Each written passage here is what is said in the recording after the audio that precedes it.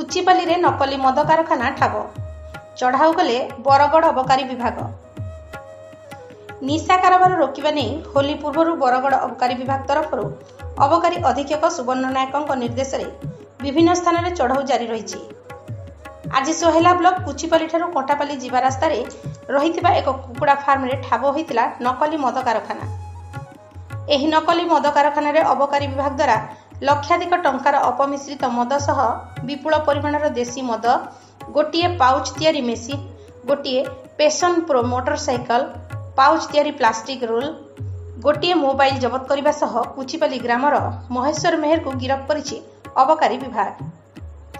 एही कारोबार रे आहुरी कहार संपृक्ति रही ताकू नहीं अधिक खोलताड़ जारी रखिछि जिला अबकारी विभाग। बरगड़ जिल्लारू श्याम सुंदर सुनांक रिपोर्ट, मातृभूमि लाइव टीवी।